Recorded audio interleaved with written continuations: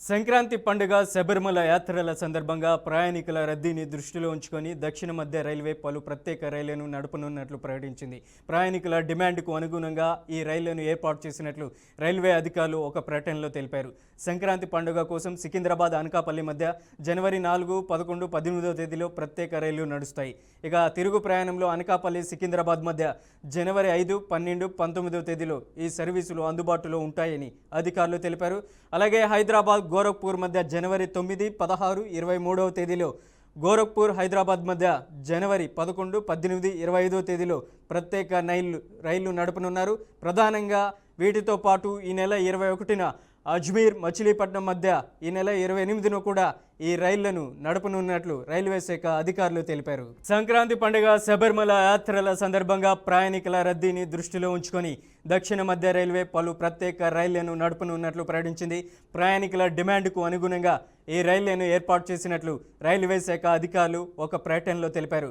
సంక్రాంతి పండుగ కోసం సికింద్రాబాద్ అనకాపల్లి మధ్య జనవరి 4, 11, 18వ తేదీలో ప్రత్యేక రైళ్లు నడుస్తాయి.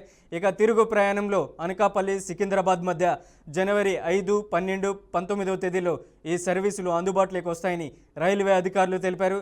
అలాగే హైదరాబాద్ గోరఖ్పూర్ మధ్య జనవరి 9, 16, 23వ తేదీలో, ఇక గోరఖ్పూర్ హైదరాబాద్ మధ్య జనవరి 11, 18, 25వ తేదీలో ప్రత్యేక రైళ్లు నడపనున్నారు.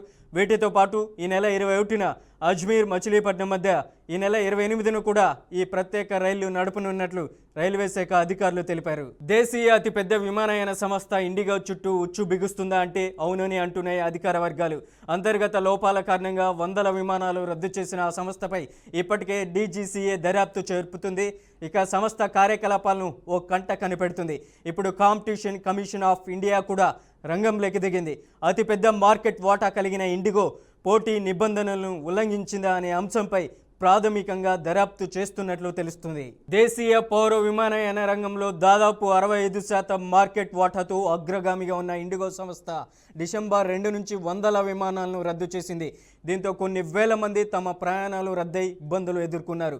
దీనిపై విమానయాన నియంత్రణ సంస్థ DGCA దర్యాప్తు చేస్తుంది.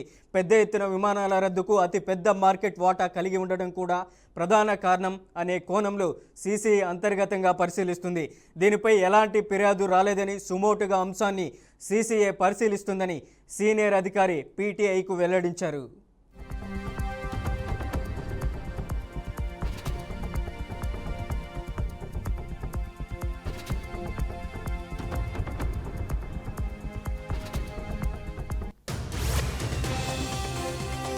అన్నా హజారే ఈ పేరు 12 ఏళ్ల క్రితం భారతదేశంలో ఓ సంచలనం. ఎన్నికలకు ముందు బాగా మారుమోగిన ఈ పేరు సంచలనంగా మారినటువంటి పరిస్థితి ఉంది. గతంలో 2014 ముందు కాంగ్రెస్ ఆధ్వర్యంలోని అప్పటి UPA ప్రభుత్వానికి వ్యతిరేకంగా దేశంలోని అన్ని రాష్ట్రాల్లో లోకాయుక్తను ఏర్పాటు చేయాలనడమే కాదు, అవినీతిపై ఉద్యమం పేరుతో ఉద్యమించిన ఓ ఉద్యమ కెరటమే అని చెప్పవచ్చు. అప్పట్లో ఆయన చేసిన దీక్ష కాంగ్రెస్ ప్రభుత్వం విడిపోవడానికి, ఓడిపోవడానికి ఎంత బలమైన కారణమో బీజేపీ అధికారంలోకి రావడానికి కూడా అంతే బలమైన కారణమని చెప్పడంలో అతిశయోక్తి లేదు. అయితే బీజేపీ అధికారంలోకి వచ్చాక పూర్తిగా కనుమరుగైన అన్నా హజారే తాజాగా మరో సంచలన స్టేట్మెంట్ ఇచ్చారు. మహారాష్ట్రలోని రాలేగావ్ సిద్దిలో జనవరి 30న నిరాహార దీక్ష చేపడతానని 88 ఏళ్ల హజారే ప్రకటించారు. కారణం ఒక్కటే, ఎంతో కాలంగా పెండింగ్లో ఉన్న లోకాయుక్త చట్టం అమలు చేయకపోవడమే.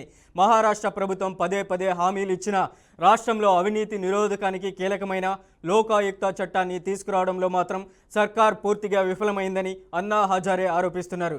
అందుకే ప్రభుత్వంపై ఒత్తిడి పెంచడానికి అన్నా హజారే మరోసారి సంచలన నిర్ణయం తీసుకున్నారు. దీంతో మహారాష్ట్రలో మరోసారి పెద్ద రాజకీయ కలకలం రేగే అవకాశాలు ఉన్నాయంటున్నారు రాజకీయ విశ్లేషకులు.